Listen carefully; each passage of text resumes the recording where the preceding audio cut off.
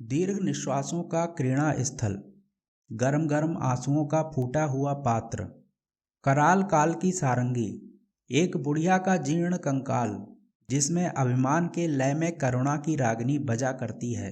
अभाग्नि बुढ़िया एक भले घर की बहू बेटी थी। उसे देखकर दयालु वयोवृद्ध हे भगवान कह के चुप हो जाते थे। दुष्ट कहते थे कि अमीरी में बड़ा सुख लूटा है।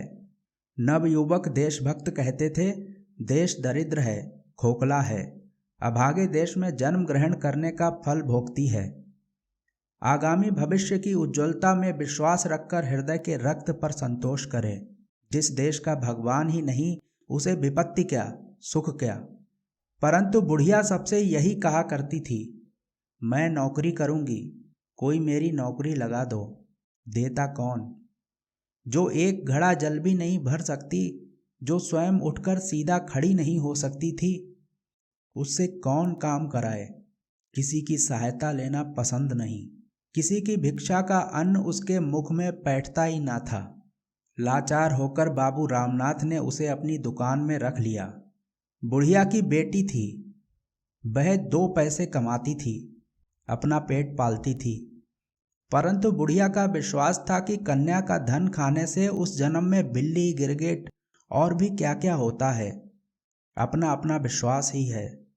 परंतु धार्मिक विश्वास हो या नहीं, बुढ़िया को अपने आत्माभिमान का पूर्ण विश्वास था। वह अटल रही। सर्दी के दिनों में अपने ठिठुरे हुए हाथ से वह अपने लिए पानी भर के रखती। अपनी बेटी से संभवतः उतना ही काम कराती जितना अमीरी के दिनों में कभी कभी उसे अपने घर बुलाने पर कराती।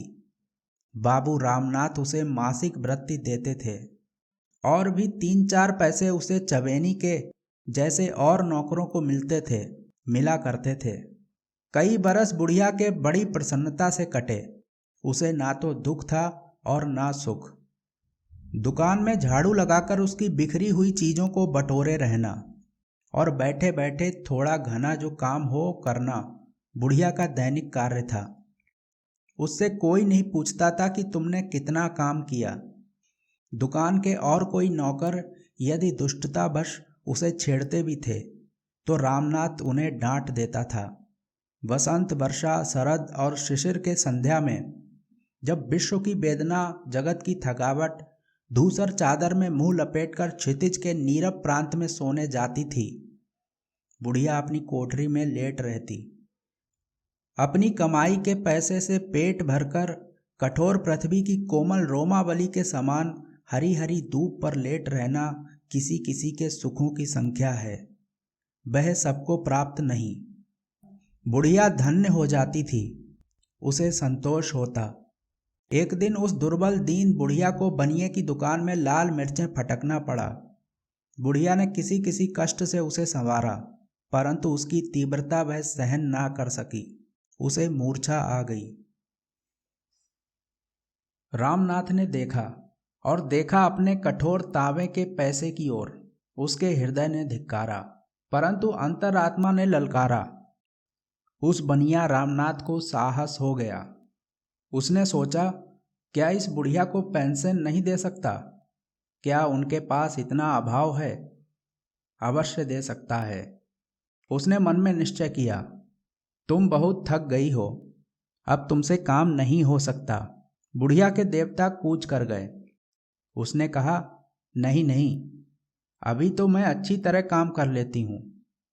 नहीं, अब तुम काम करना बंद कर दो, मैं तुमको घर बैठे दिया करूँगा।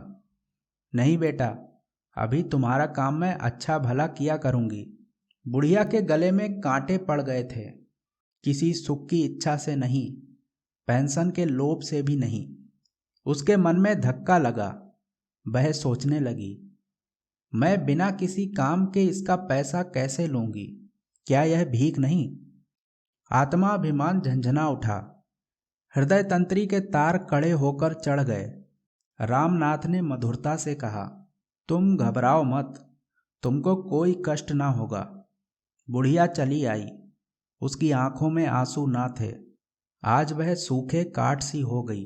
घर जाकर बैठी, कोठरी में अपना सामान एक और सुधारने लगी।